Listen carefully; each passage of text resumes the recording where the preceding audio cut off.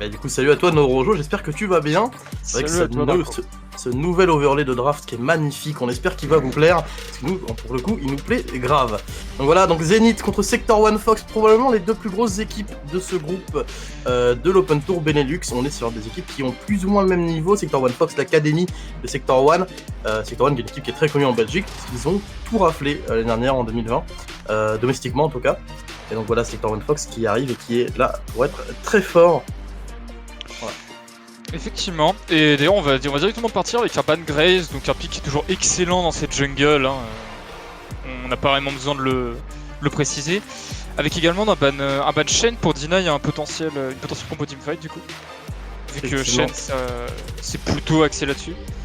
Et on enchaîne avec un ban Kai'Sa également côté Sector One Fox. Après le ban Olaf, on a viré le Maokai. Le Maokai qui sup actuellement, Maokai qui est revenu très fort dans la méta, mais en tant que support, en tant que gros poker. Poker notamment avec l'Imperial Mandate, qui est le mandat impérial, qui est très très fort. C'est très intéressant Maokai en termes de temporisation.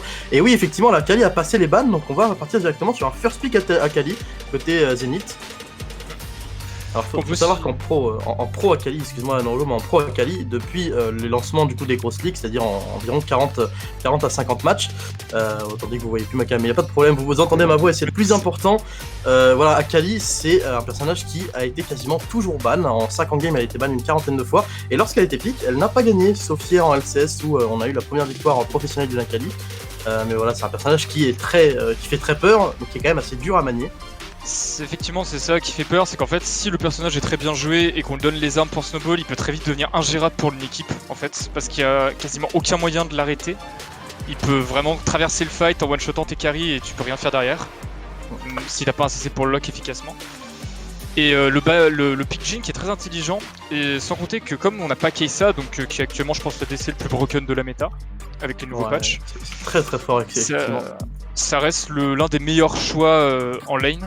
J'aurais bien peut-être une EMF pour répondre, qui a un choix de lane aussi. Ouais, alors après, si vraiment tu veux empêcher le Jhin de jouer, il y a un pick qui est tout à fait évident en ADC, même si c'est vraiment du counter pick pur pour le coup, c'est la Tristana.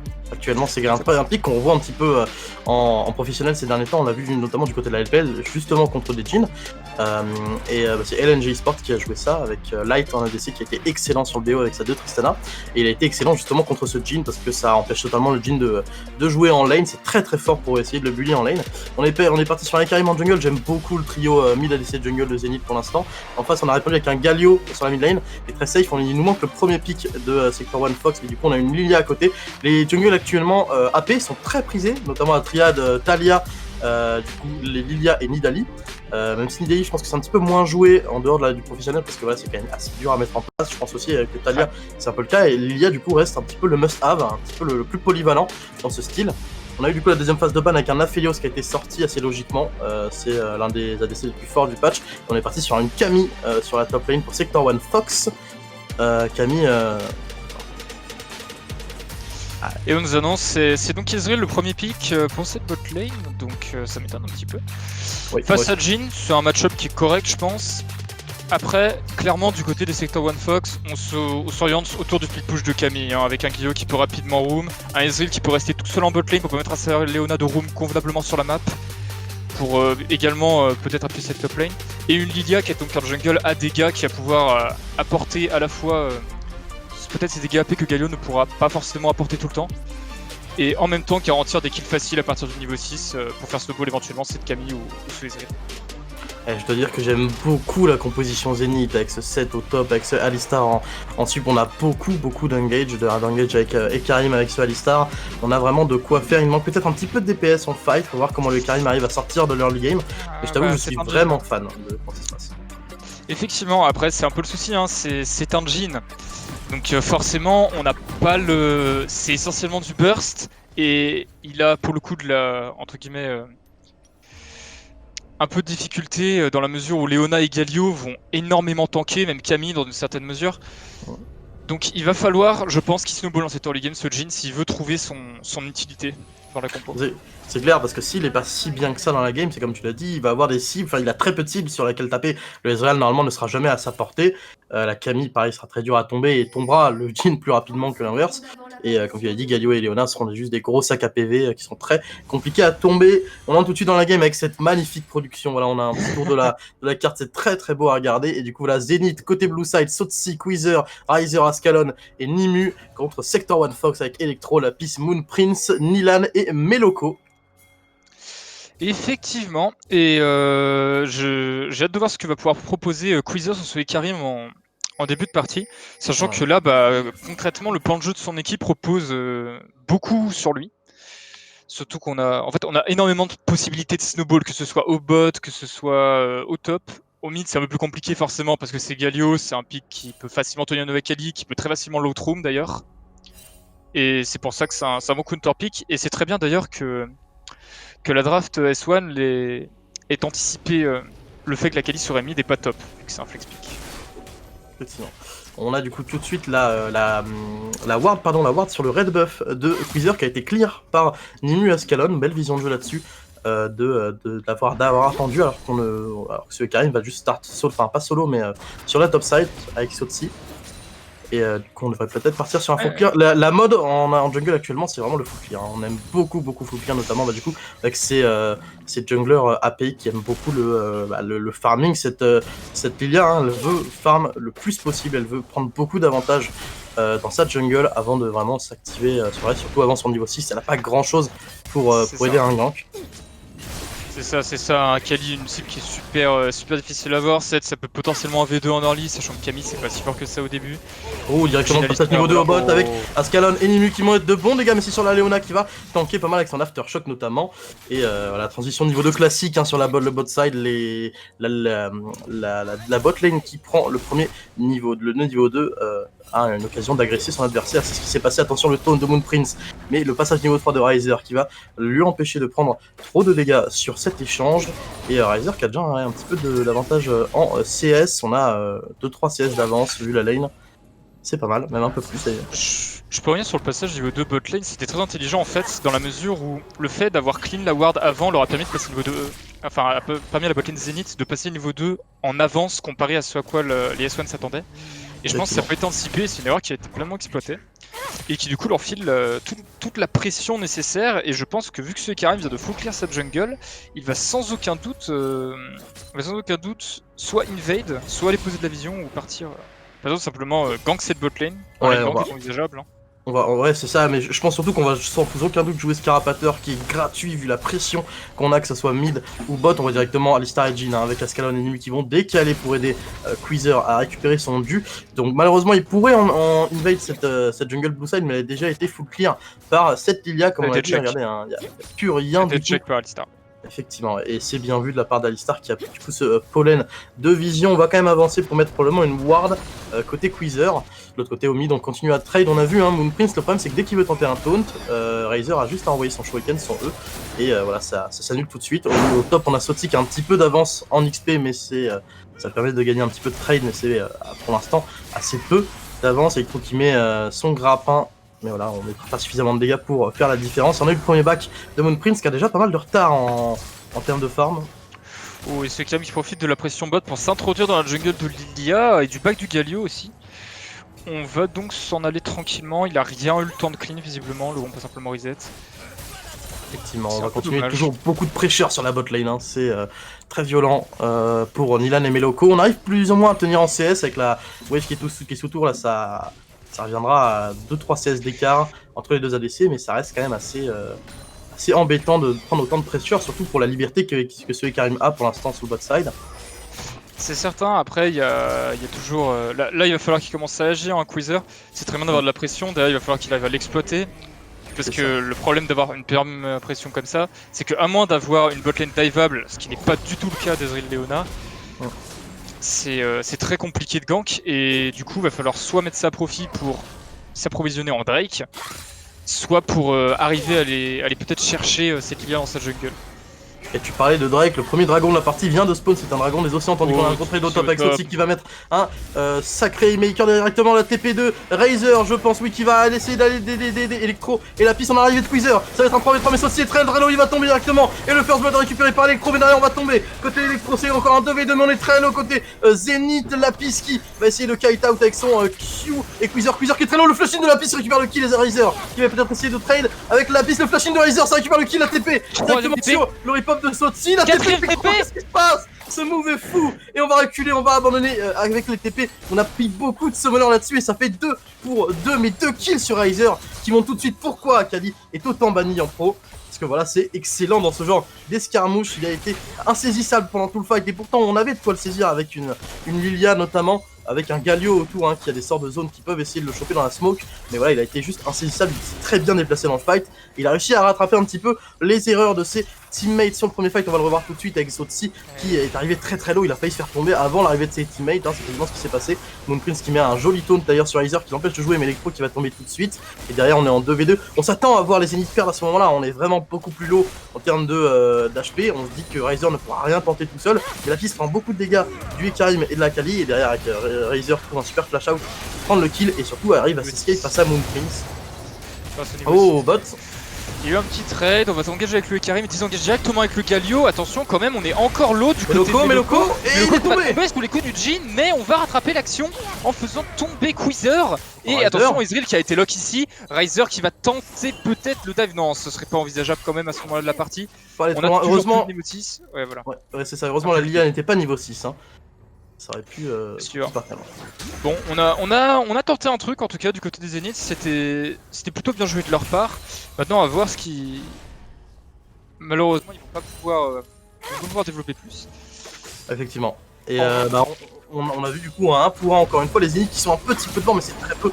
Pour le moment c'est surtout les kills sur Razer qui sont intéressants à récupérer là-dessus. Razer qui est en train un petit peu de trade, bon Moonprince voilà ça va devenir un moment juste impossible d'aller chercher et c'est pas le but de Razer. Razer il veut justement essayer d'avoir le plus possible la pressure, ce qui est quand même pas facile. Et on va directement revoir en replay le move du bot, c'est Nimue qui a directement engage sur la piste avec un très bon route d'Ascalon. On enchaîne et les dégâts sont très bons sur la piste, on n'arrivera pas à le tomber grâce au Blast Cone qui arrive juste derrière. Nimue qui a pris beaucoup de dégâts mais derrière c'est Meloko qui se retrouve. Meloko qui revient, qui respecte pas la 4ème balle de Jhin et qui... Et heureusement on arrive à faire tomber Squeezer avec une Dylan qui a des bons dégâts derrière.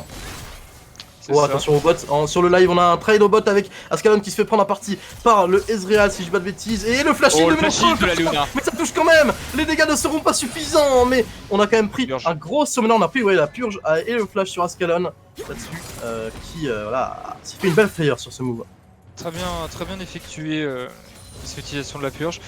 Après, le problème actuellement dans la game, c'est que même si on a mid lane qui est très bien du côté de Zenith, il va falloir commencer à appliquer cette pression à toute la map parce que la Kali, c'est loin d'être la win condition de son équipe. Elle pourra pas faire grand chose contre la Camille, même si elle est turbo fed. Elle pourra pas faire quelque chose contre Galio, quoi qu'il arrive, au bout d'un moment. Et Leona a tellement de CC pour l'empêcher de jouer en fight que même si c'est Akali, ça va être difficile d'exploiter pleinement le potentiel du champion contre une compo comme ça. Ensuite, faut vraiment arriver à faire snowball ce Attention au mid.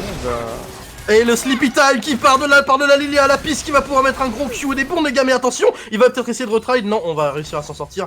On s'attendait peut-être à plus de soutien. Il y avait Meloko dans le back, heureusement. On n'est pas voulu aller plus loin, mais Razer qui s'en sortira juste en utilisant son ulti sur ce trade. Et le swap lane de Zenith pour jouer cet Herald. Ouais, c'est très intéressant. C'est sur le timing, on est à la 9ème minute tout de suite.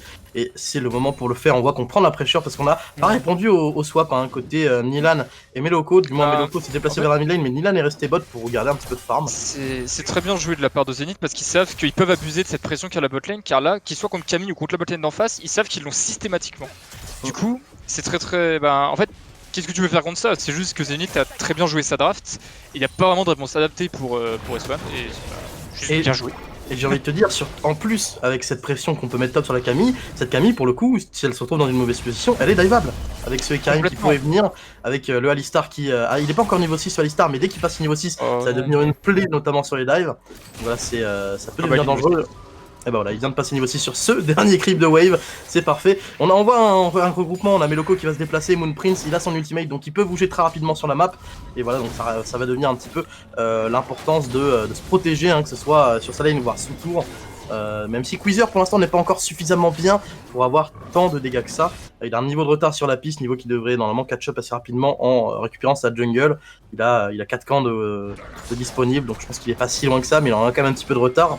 Ça vient aussi du fait que c'est lui qui s'est retrouvé en premier, dans le front, sur le front, pardon, dans les différents fights de Zenith. On l'a vu avec 2 morts, il a pas récupéré malheureusement de kill, et forcément ça lui coûte cher.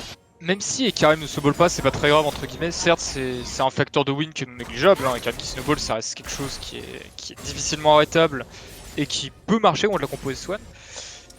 Cependant, là vraiment, ce qu'il faut mettre l'accent sur ce Jhin, vu que ce set n'a pas l'air malheureusement de pouvoir le faire pour le moment, et arriver à jouer énormément du côté de la bot side, prendre des Drake, prendre des objectifs, des tourelles, prendre des golds et surtout finir la game avant qu'Ezreal et Lydia et Camille surtout aient le temps de scale. Parce que s'il commence à scale, ça peut devenir très compliqué pour Zenith très vite. Effectivement, et on voit directement sur la top lane, ça se trade, hein, ça se tape un petit peu dessus. On a vu un stuff de Sotsi qui est très tanky. Tabi Ninja plus cendre de Bami. On semble du coup partir sur une égide apparemment, avec ses cendres. Ah ou non, plutôt alors j'ai oublié le nom de l'item, mais le Chimico Tank. Le casque, ouais. Ouais, c'est ça. Le casque Chimico, la gloire du juste. C'est ça, l'ancienne, voilà, exactement, j'allais le dire, l'ancienne gloire du juste. Exactement, qui est devenu un item mythique et qui est devenu un casque violet. Qui est très stylé, je trouve, dans son design, et qui est très intéressant sur un set, pour le coup. C'est qui a envie de courir sur son adversaire, qui a envie d'aller chercher, si possible, le Ezreal. Ça paraît très compliqué, sinon, peut-être la Lilia qui serait un petit peu out of position, même si pareil, c'est très dur à attraper. Ou tout simplement une Leona qui se trouve un petit peu trop loin et qui peut être assez facilement tombée si elle n'est pas, pas non plus tant d'items que ça. En parlant de Leona, ils ont choisi de mettre la botlane mid, cette équipe des... C'est très bien. C'est pas forcément bête, dans le sens où, vu qu'on a double TP, c'est beaucoup plus intelligent de mettre Galio sur le bot side. Après, on peut très facilement roam avec son ulti aussi. Et du coup, ça va leur permettre de maintenir une vision un minimum constante dans la river pour pouvoir au moins être informé des pauses que prend l'équipe de Zenith, même si c'est assez évident que pour l'instant ils vont vouloir jouer ce Drake qui arrive. Effectivement, il arrive là dans moins de 15 secondes, donc un Drake, j'ai pas vu lequel c'était, ce Drake là, mais je crois que c'est ça doit être un... Non, c'est un montagne, c'est bien ce que je pensais, ouais. C'est un montagne qui va spawn, qui vient de spawn même exactement, et on voit on a la position clairement pour les Zenith. Sur ce Drake, on voit que c'est très dur pour les Sector One Fox d'essayer de rentrer ici. Bon, attention, Sotsi qui est peut-être un petit peu avancé. Lapis est juste autour, qui va toucher directement, on va envoyer le Sleepy Time. Lapis qui va attendre l'arrivée de son top laner. Électro ultimate de Sotsi plus le flash out qui va peut-être lui en permettre de s'en sortir. Attention, la TP directement, mais le Z n'a pas été claqué quand on était full stack. Sotsi qui va le claquer à la dernière minute. Razer qui arrive dans la mêlée, il choisit pas la bonne cible. Electro ne sera pas tombable et c'est un kill récupéré par Electro, et Lapis. Razer ne sera là juste pour récupérer la wave, quoique même pas, puisque on a trop de pression sur cette top lane, et on va récupérer des plates là-dessus. C'est très bien joué de la part des Sector One Fox, même si pour ce faire on doit concéder le Drake. Razer qui va revenir pour prendre cette wave et récupérer pas mal de gold d'un coup évidemment, et ce Drake qui est tombé, Drake des montagnes, deuxième Drake pour les Zenith. Sector One Fox qui je pense joue à peu près son meilleur move là-dessus. Parce qu'en fait, ils savent qu'ils peuvent pas contester Drake encore à ce stade de la game, le Jhin et la Kali sont beaucoup trop bien. Donc ils veulent faire la différence sur la lane qui a pas encore snowball, celle de Sotsi. Oh Razer, attention, Razer qui est peut-être en train de se faire de la TP directement pour répondre, avec Sotsi qui va arriver dans la mêlée, Moonpoint qui met il prend des bons dégâts, Sotsi qui arrive, qui met le casse-tête sur son adversaire, on a Ninu qui va appeler, mais par contre derrière Meloko qui arrive, c'est un 4v3, c'est très compliqué. On a Razer qui essaye de mettre des bons dégâts, qui se démène, mais ça suffira pas. On a Minu qui va tomber, Nimu pardon, qui va tomber, et Sotsi qui a deux doigts de tomber, la piste, le flash-in qui récupère le kill, la très bonne stopwatch derrière, mais Meloko qui est en train de tanker le flash-in pour mettre le route. Razer, est-ce qu'il a des dégâts pour tomber la piste? Non, c'est très close. Attention, Razer contre Meloko, il est vivant et il trouve le kill sur cette Leona. Razer il va essayer de s'en sortir, mais ça paraît très compliqué. Electro qui va probablement pouvoir aller chercher le kill dès qu'il a récupéré son grappin, et Razer, est-ce qu'il peut tenter l'exploit? Le kill ne touchera pas. Electro qui a eu un petit pixel de pouvoir auto, et le kill qui a récupéré. Par contre, Ascalon qui est en train de trade avec Linan qui est forcé au flash out, on a plus de mana, et Ascalon qui prend le solo kill. 2-0-0 pour ce Jhin qui rattrape un petit peu l'action assez catastrophique que vient de vivre les Zenith sur ce top side. Aïe. Nilan qui a fait le choix de partir solo Jhin qui était en train d'ultime. Je suis pas sûr que c'était le meilleur des choix. Peut-être que s'il avait commencé à DPS plutôt Riser Queezer et Nimu qui étaient plus proches de lui entre guillemets. Certes, ils auraient dû encaisser un ulti-gene avec son équipe, mais au moins il aurait sans aucun doute pu lock plus facilement cette Akali et permettre de, au final en fait, rendre le move moins coûteux pour son équipe.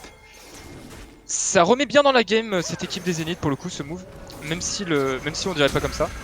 Ça leur permet de rester à flot grâce aux gold qui ont été mis sur le gym.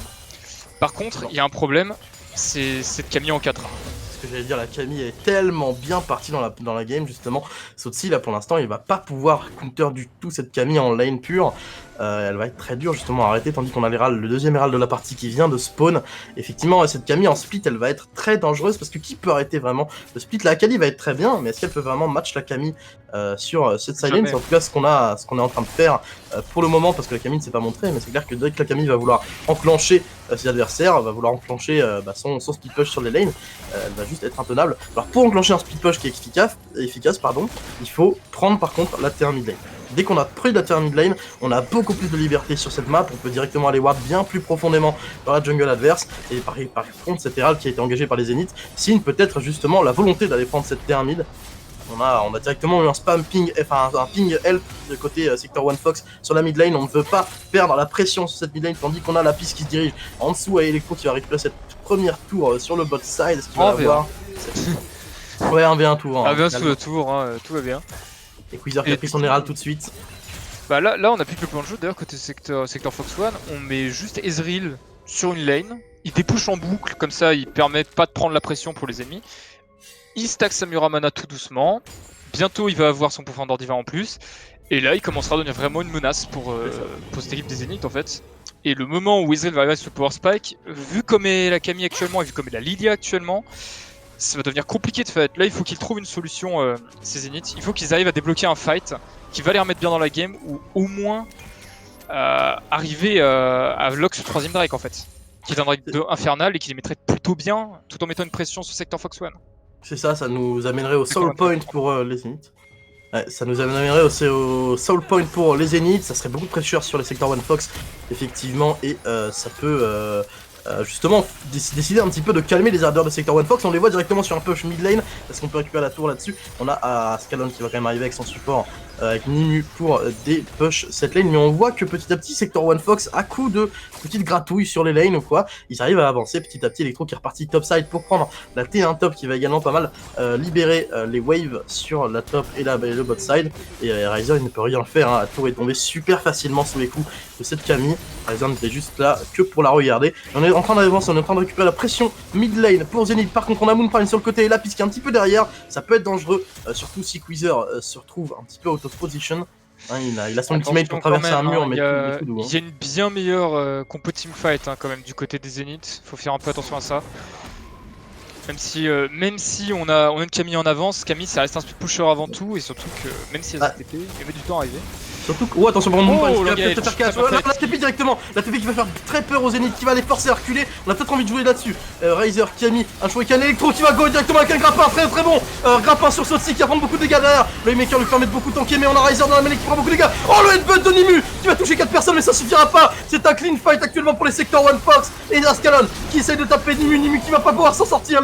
Les dégâts de Nilan derrière sont bien trop forts, et Ascalon qui sera le seul survivant avec Sotsi sur cette mid lane, mais encore un très bon fight de la part de Sector 1 Fox, et tout part d'Electro qui pour l'instant a un catalyseur énorme des fights de Sector 1. Attention, on est parti pour la Meloko. Meloko, tu vas trop loin là-dessus et tu vas tomber derrière Electro, et Nilan qui vont te forcer à reculer.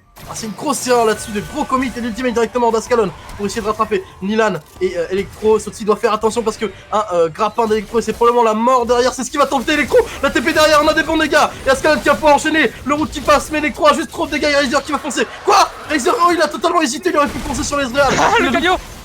Attention, qui va mettre énormément de dégâts Ascalon contre Electro, le dégât, et attention le flash in de Ryzer qui va permettre de récupérer le kill sur cette Camille. Camille est en train de devenir folle, et ça part en faveur toujours des Sector 1 Fox et Fight. Les Sector 1 Fox récupèrent un très bon fight en fait au final. Malheureusement Ryzer, on l'a vu là, le pick Akali, même si le snowball il est extrêmement, même si le snowball il a beaucoup de difficultés à s'exprimer. Là on va le voir dans ce fight à ce moment là. Il y a la TP de cette Camille donc qui va engage directement ce set. Et là voilà, on a Ryzer qui fonce dans la mêlée, il se prend instant un slip de Liga, du coup bah il peut plus bouger, et le R de Camille derrière pour l'empêcher de dash out. Et c'est terminé en fait. Et derrière pourtant Nimu fait un super travail, il fait un headbutt sur 4 personnes, je crois, 3 ou 4 personnes. Nimu fait un super taf, le problème c'est que bah tu peux mettre des CC sur autant de personnes que tu veux, si derrière ton équipe n'a pas les dégâts pour follow, malheureusement bah tu perds le fight. Et c'est là qu'on manque de DPS, c'est là qu'on aurait peut-être aimé avoir un Aphelios en ADC à la place dans ce genre de fight. Alors le Jhin encore a beaucoup d'items qui vont arriver et sera de plus en plus fort. Hein. Jhin ça snowball super bien avec des items, avec l'avenue du Percepteur, avec l'avenue du Rapid Fire Cannon notamment. Mais c'est vrai que ça manquait un peu de DPS et on l'a vu sur la re-engage. Alors il y a cette TP de Riser, je comprends pas pourquoi ils ne foncent pas sur Nilan là-dessus. Nilan qui est juste, qui est quasiment gratuit hein, derrière, alors qu'il essaie d'aller chercher Electro qui, bon il récupère quand même 800 gold grâce à un flash-in, mais c'est bien plus compliqué d'aller le chercher, bien plus greedy, ça demande beaucoup plus de ressources. Nilan devait encore avoir son flash je pense, c'est peut-être pour ça qu'il c'est possible. Oh par contre la piste qui va engage ici sur ce Ekarim qui va devoir ulti out. Très bon. La pression la pression que Quizzer a pris sur ce move. Alors c'est un trade ulti pour ulti et c'est pas non plus la panacée incroyable, mais ça reste très intéressant de voir à quel point la piste peut rentrer sur son adversaire. Attention Soti. Toujours un CC de zone avec un gros cooldown et surtout c'est un cooldown qui ne pourra pas être utilisé pour contrer le split push de cette Camille et donc pour catch. Et ça va mettre plutôt bien notre ami Electro qui va pouvoir continuer son split push botlane dans le plus grand des calmes. Ouais, bah surtout que comme on l'a dit, Sector One Fox ils sont contents de temporiser un petit peu la game, ils sont contents d'attendre que ce Ezreal ait des dégâts qui arrivent. Plus la game dure, plus la Camille va, comme tu l'as dit, mettre de pression sur les side lanes, va pouvoir avancer sur la bot lane ou sur la top lane. C'est surtout la bot lane qui est un petit peu focus par cette Camille et va surtout juste devenir un très gros danger pour ses adversaires. En plus Sector One Fox a récupéré le 3ème Drake, je sais pas si on en a parlé, mais Drake infernal du coup pour cette équipe des Fox. Et voilà, pour l'instant en fait ça semble très dur pour les Zénith. Attention par contre, avec la piste qui arrive juste derrière le E et de la piste qui a touché je crois. Et les dégâts sont scandaleux. Le délette avec le poke de la brillance du profondeur divin là, ça fait scandaleux ce qu'on vient de prendre là, scandaleux totalement. Et ça montre à quel point cette Camille est huge. Par contre Moonprince qui est un petit peu tout seul sur la top lane, est-ce qu'on peut tenter quelque chose dessus? Le problème c'est qu'on a pas d'ulti sur Quizzer, hein. On a pas d'ulti. C'est un Galio, on peut pas vraiment le tomber malheureusement. La Kali elle va avoir beaucoup de difficultés à lui faire des dégâts, alors elle sent 0, surtout ce tour alors qu'il a plein de CC, c'est extrêmement compliqué. Même si on avait l'info sur la piste, du coup ici on ne peut rien faire et c'est là que tu vois que S1 Fox joue très bien son split push en fait. Il place toujours Galio à l'opposé parce qu'ils savent très bien que en face Zenith peut pas mettre Akali contre Camille, c'est pas possible. Parce que sinon elle va juste se faire delete et vu que c'est l'une des seules personnes de leur équipe qui est encore en avance avec le Jhin, il faut absolument qu'il reste bien dans la game. Mais là, là on sent déjà qu'elle commence à s'essouffler. Hein. Elle s'est enfin, Riser, il s'est bien fit sur les DK, il a bien joué. Le problème, c'est que derrière, en fight, il n'arrive pas à s'exprimer, simplement parce que S1 Fox sait qu'il n'y a entre guillemets que lui à gérer en face. Parce que même si Jhin est très bien dans la partie, ça reste un Jhin. On n'en a pas peur avec une Leona, avec un Galio. Il peut pas rentrer. C'est exactement ça, il peut pas rentrer dans les fights parce que la Lilia met une pression de dingue. La Camille derrière, dès qu'elle peut arriver juste en range de grappin, et vous connaissez tous la range du grappin de Camille qui est scandaleuse pour un ADC, hein, ça doit être peut-être 2 fois la range d'auto-attaque d'Ascalon. Voilà, on sait que ce Jhin ne peut pas avancer, ne peut pas progresser dans les fights pour essayer d'aller chercher justement ce SVL ou pour essayer d'aller chercher les tanks qui, comme tu as dit, tankent beaucoup trop actuellement. Donc ouais, c'est très dur pour Ascalon de se... attention, Nilan qui va tenter directement un Dashin. On a eu un heal de claqué côté Nilan. Hein. Oui, quand même, faut quand même faire attention, ça reste un Jhin. Certes, là, Ezreal a son power spike, mais ça veut pas dire qu'il va gagner pour autant. Ouais, en parlant de power spike, on a Ascalon qui a récupéré. Attention, dommage. Alors la Gale Force, par contre, Ascalon qui se retrouve peut-être en danger. La purge qui a été claquée pour prévoir un petit peu les CC venant et Sotsi qui se fait engage par Electro. Les dégâts sont plutôt bons, mais pas encore suffisants pour mettre trop de pression. Et le problème de ce set, c'est que du coup, il est toujours congédié en side lane face à cette Camille et il peut pas s'exprimer en fight là où il aurait pu être très intéressant. Là, il a tenté le décal, il a intercepté instantanément. C'est ça. Et on voit, attention, il est l'ultimate directement, l'ultimate avec Steak qui va mettre beaucoup de dégâts, Sotsi qui va prendre, donc qui va prendre la mort tout simplement, hein, qui va peut-être prendre le seum même, Electro qui récupère le kill sur cette top lane, par contre il va se faire attraper, mais c'est Quizzer, il est en train de prendre ton dégât, et Electro qui peut peut-être essayer de trade out, et on va quand même arriver Riser qui va récupérer le kill, par contre on a pris la T1 mid, on va peut-être essayer de focus sur la T2 mid, et surtout le deuxième break en faveur des secteurs One Fox qui est tombé, deuxième break infernal, ça commence à devenir très violent, et cette T2 mid qui va prendre au moins mid-life là-dessus, Ascalon qui va revenir pour tenter de la défendre, il faut peut-être essayer de fight là-dessus. Le problème c'est qu'on a plus beaucoup de CD, Ascalon qui prend beaucoup de dégâts, on a Riser Riser dans le back, Aizenbrand qui va engager sur Meloko avec l'up et l'ulti Jhin et qui va pouvoir récupérer ce kill gratuitement en essayant de laisser le kill à Jhin. Non, finalement, ce sera pas fait. On va pas pouvoir enchaîner sur Galio malheureusement et on va donc s'orienter sur un Nashor du côté des Zéniths. Oui, il semblerait effectivement. Ouais, on a une TP. On a 10 secondes sur la Camille, mais la Camille va TP instantanément dès son respawn pour le coup, c'est sûr à 100%. Hein. On a beaucoup de résistance sur tout le monde, c'est Lilia, il faut faire très attention. Ouais, cette Lilia a toujours son ultimate, attention, on a beaucoup de choses dans l'ultimate des Galio évidemment. Effectivement, ouais, ça peut être très dangereux, il faut voir où est-ce que la Camille et on la voit pas actuellement sur la map. Oh, touché sur Jhin, la Camille qui va arriver sur Jhin avec l'ulti de l'appui de l'ulti Galio, pardon.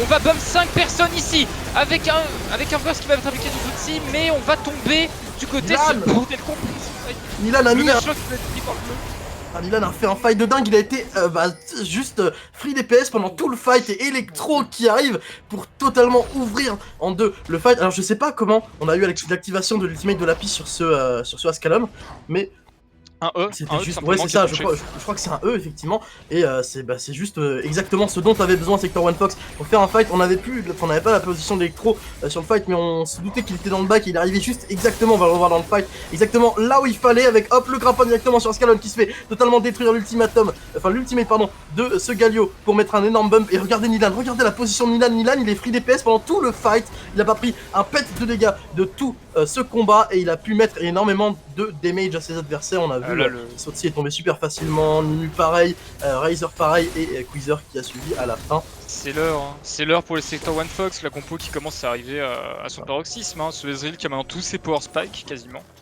Il ne manque plus qu'une Droveras pour avoir un minimum de sustain. Ce Galio qui commence à être beaucoup trop tanky, cette Camille qui est impériale en speed pushing et qui est inarrêtable par n'importe quel joueur des Zéniths. Ouais. N'importe quel joueur des Zéniths, pardon. Et franchement, les Zéniths ne sont pas mauvais hein, dans leur partie. Ils font des choix qui sont pas forcément les meilleurs à faire, mais en termes de compo, pour le coup, les Sector One ont joué exactement leur compo. Razor qui se fait totalement 4 là-dessus, et la smoke lui permettra probablement pas de survivre, quoique le flash out, l'ulti out et le shuriken, mais on va quand même prendre le sleep. La stopwatch qui probablement ne suffira pas, et le kill qui est récupéré par Lapis Impérial également sur sa Lilia, et qui veut continuer. Oh les dégâts sur Nemu qui sont énormes, l'ultimatum avec Strike, mais Nemu leur renvoie effectivement, c'est un tank sous ulti, mais on n'oublie pas. Et ça met beaucoup de dégâts. Queezer également qui a pris énormément, 11-3-7 sur cette Camille. Et on a 14 000 gold, c'est 5 000 gold d'avance presque sur le set adverse, c'est monstrueux. Cette Camille ultimate, le solo flare de cette Leona qui est partie Sotsi qui prend beaucoup de dégâts. On va quand même mettre le Haymaker, peut-être pour cent, il sort. Attention, roll Meloko qui trouve une superbe lance, mais derrière on a une excellente proposition de la part de Nemu et Ascalon qui peut mettre enfin de bons dégâts, mais Electro qui est dans la mêlée. Electro les dégâts sur Queezer, encore une fois le route qui va toucher l'ultimate de Galio. L'ultimate de Galio qui va forcer le recul des Zéniths, et encore une fois les Sector One Fox sont meilleurs en tout point dans ces fights. On va prendre la T3 mid et peut-être non, on forcera pas l'inhibiteur. Comme dit Zénith n'a pas mal joué, le seul problème qu'ils ont eu c'est dans l'application de leur stratégie, au sens où ils devaient faire snowball des lanes. Ils ont à peu près réussi à faire snowball Riser, mais c'était pas un snowball écrasant, ils pouvaient pas prendre de pression lane comme il fallait. Et ils sont pas suffisamment appuyés sur cette bot lane en fait. Ils ont pris de la pression en ligne, mais ils n'en ont pas fait grand chose finalement. Ils sont pas pu aller chercher la Lia, ni l'embêter de quelque manière que ce soit. Ils ont pris de la vision et des informations, mais ils les ont pas exploitées pour gank ailleurs sur la map ou faire des objectifs, parce que tout simplement on n'avait pas à faire. En gros, on aurait eu besoin, je pense, que des Zéniths d'appuyer peut-être un peu plus cette early game. Après attention, ils ont pas encore perdu la partie. Cependant ça reste très mal engagé. Il faut qu'ils obtiennent, je pense, sur un move clutch, ce troisième Drake, qui pourrait leur permettre d'avoir un court moment pour respirer. Mais ils ont la tête sous l'eau là. Ça paraît tellement dur, parce que c'est-à-dire que pour obtenir ce Drake, il faut, à moins évidemment d'un style assez miraculeux de Queezer, qui est peut-être actuellement la solution la plus facile pour les Zéniths, il faudrait réussir à rentrer dans ce pit. Attention par contre Electro qui est sous la tour, il en a rien à faire que le 7 lui en soit en train de le taper. Le 7 il est full tank et Sotsi qui va rattraper Electro, mais c'est peut-être pas la bonne idée avec Moon Prince qui est juste derrière. Attention Queezer l'ultimate sur Nilan, mais Nilan il a un très bon dash out, il prendra pas se router. Queezer il se fait totalement dépapper, le solo flare qui va mettre beaucoup de CC dans cette mêlée. On a Moonprince qui arrive, Nilan qui met encore une fois beaucoup de dégâts, et Ascalon qui est en train de se faire focus par cette Lilia qui est forcée de reculer, et Ninu qui va forcément tomber sous les coups encore une fois de la piste aussi, qui est en train de se faire envers par Electro sur le top lane, c'est récupéré, et Nilan qui prend le double kill. C'est la fin de la game probablement pour les Sector One Fox là-dessus. Une game magnifique de la part de l'académie de Sector One qui a été juste impériale, hein, franchement, de la compo jusqu'à la partie. On a juste très bien joué, et pourtant les Zéniths n'ont pas démérité sur cette partie. C'est juste que la compo était bien mieux exécutée, en fait bien plus forte et bien mieux exécutée côté Sector One Fox. C'est encore une très belle partie, et surtout excellente partie d'Electro. Il a été exceptionnel dans ce match. Il a été exceptionnel, Electro, effectivement. Après, il a, comment dire, les Zéniths n'ont pas démérité, hein, mais voilà, dans l'application de plan de jeu, il y a eu un gouffre. C'est ça, et dans la draft, je pense, je sais pas si la draft était aussi favorable au Sector One Fox, mais dans l'application de la draft, surtout dans le fait de jouer sa draft et face à la draft adverse, on a été bien plus précis, bien plus mobile sur la map au final, hein, côté Sector One Fox, pardon. Cette Akali qu'on aurait peut-être dû beaucoup plus voir en side, on l'a pas assez vu en side pour Riser. Au final, ça résulte dans une victoire, pas écrasante non plus, mais une grosse victoire de la part des Sector One Fox qui affiche leur statut de favori. En fait, il y a eu un moment donné où ils ont quand même eu un temps fort, hein, les Zéniths. Ils ont quand même eu un gros temps fort, notamment sur le fight qu'il y a eu top lane. Je sais pas ce que vous en avez pensé quand la Akali a réussi à récupérer le kill, qu'on les a crus en infériorité et que finalement ils ont quand même réussi à gratter des golds à ce moment-là. Il y a eu un petit moment où ils étaient un peu en avance. Et finalement, d'un point de vue macro, d'un point de vue tout ça, les Sector One Fox étaient meilleurs, je trouve. Ouais, c'est ça, c'est qu'en fait, à chaque fois que les Zéniths arrivaient à obtenir quelque chose, parfois ça semblait même un peu mieux que les Sector One Fox, mais Sector One Fox jouait juste trop bien la map, en fait, trop bien la carte, que ce soit en side lane, que ce soit du coup avec les déplacements sur ces fights, pour permettre aux Zéniths de vraiment snowball sur ces petits éléments. Et au final, ouais, Sector One Fox a enclenché notamment à partir de ce Call Nash, ce Call Nash qui est totalement... Ouais, c'est ça. Si le Call Nash enclenche le snowball, je trouve que le meilleur move que Sector One Fox ait joué de la game, c'est ce moment où ils concèdent le Drake et ils vont fight sur la top lane pour prendre des kills en fait. Ouais, parce que c'est à ce moment là où ils prennent pas tant de retard que ça sur les objectifs qui sont rattrapables derrière, ils le montrent. Et du coup, c'est ce qui leur permet de se maintenir au niveau et tout scale à la fin. C'est même pas qu'ils aient pris suffisamment de mauvais fights, on a vu les fights ont été serrés en fait entre Zénith et... Enfin, sauf les derniers. Ouais, mais quand la Camille est au 12-3 quoi. C'est ça, voilà. Dans l'early game et le mid game, les fights étaient serrés. C'est juste qu'en fait, comme ils se maintenaient tout le temps à égalité, il n'y a jamais eu de snowball du côté Zénith, et du coup, à la fin, tu te fais juste tout scale parce que la draft d'en face a été mieux jouée. Exactement. Et en tout cas, on revient dans quelques instants pour la suite de l'Open Tour Benelux avec un match qui opposera, si je ne dis pas de bêtises, PXP. Donc PXP à Zenity. On revient sur les Sport TV Network, ne bougez pas, à tout de suite.